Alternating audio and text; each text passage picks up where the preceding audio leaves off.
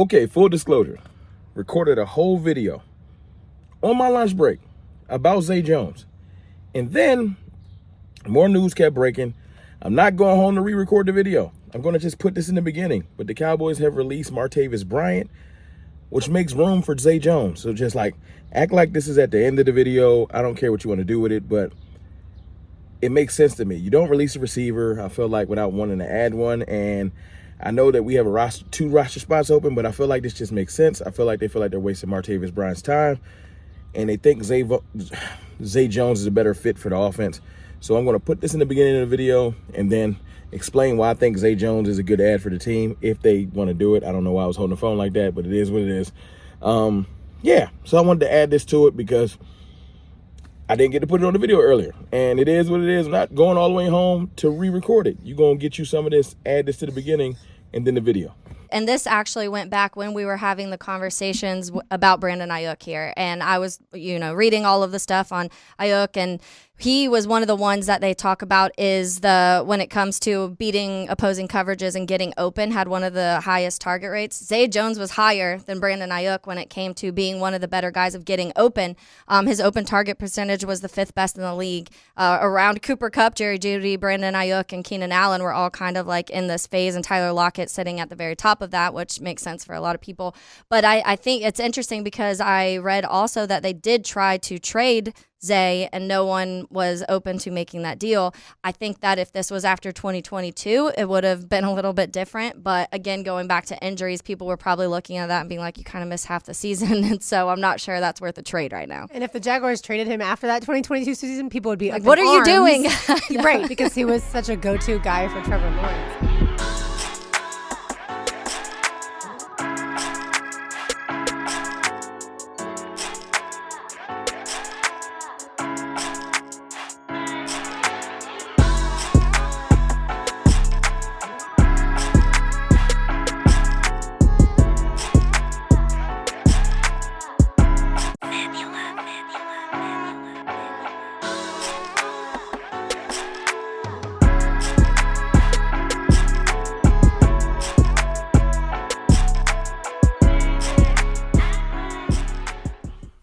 What's good, people?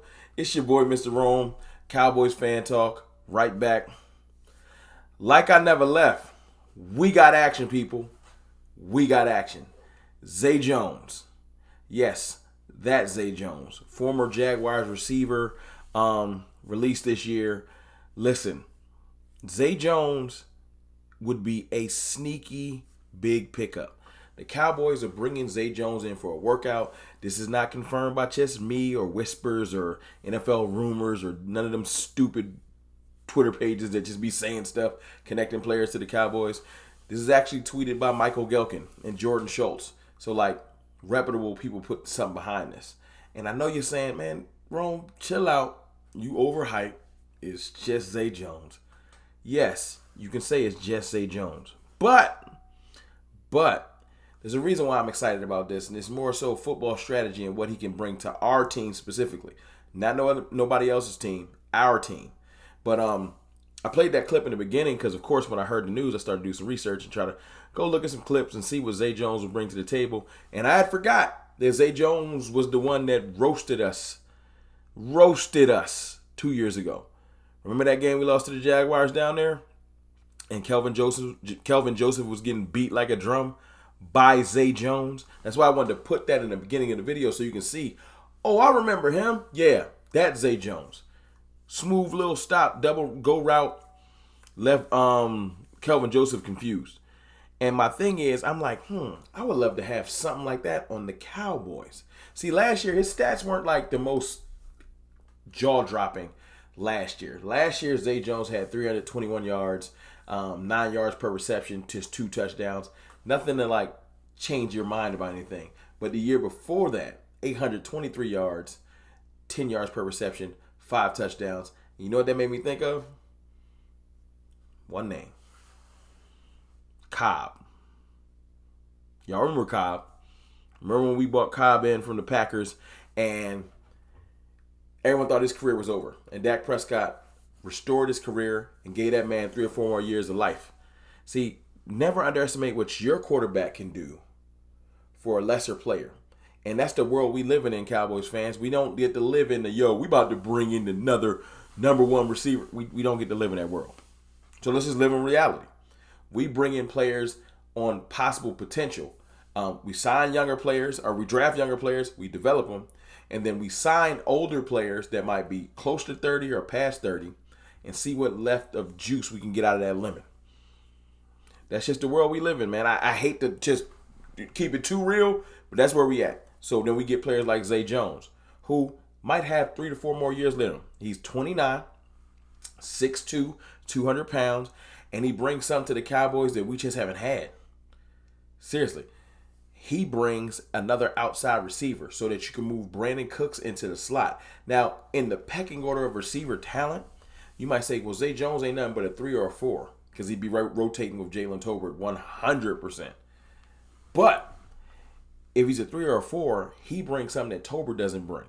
He's taller than Tolbert, and he's more thick and more of a sturdy receiving target than Tolbert.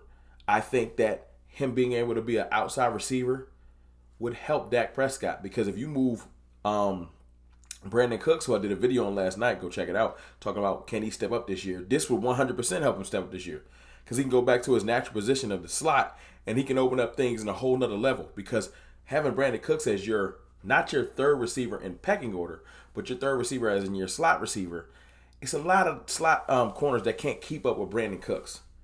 They just can't. So when you move him there, you can't bracket him like you can on the outside. It just kind of, if football strategy wise, it will be perfect. It's not that Zay Jones is better than Cooks. It's not what I'm saying.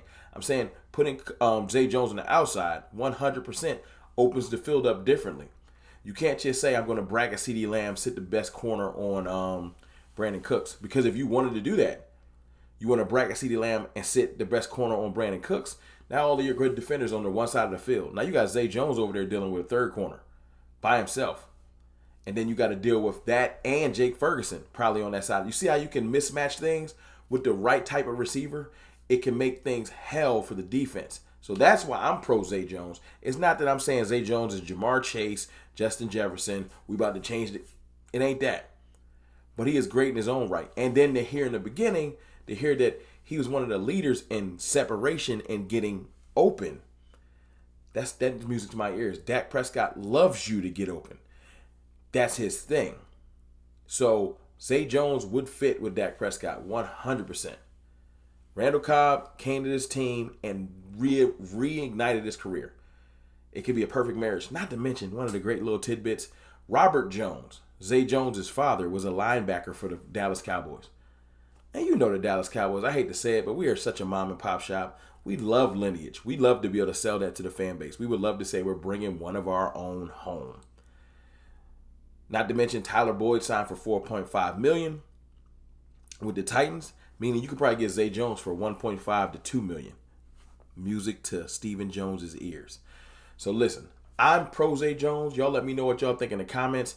I think this would be great. I also think that we got some things to discuss, so I think I probably will go live later. You want to come check that out. It'll probably be between 8 and 8:30 p.m. Let's talk about what's going on with the Cowboys and the fact that we are not closed for business. We are going to add players, and today proves it. I'll holler.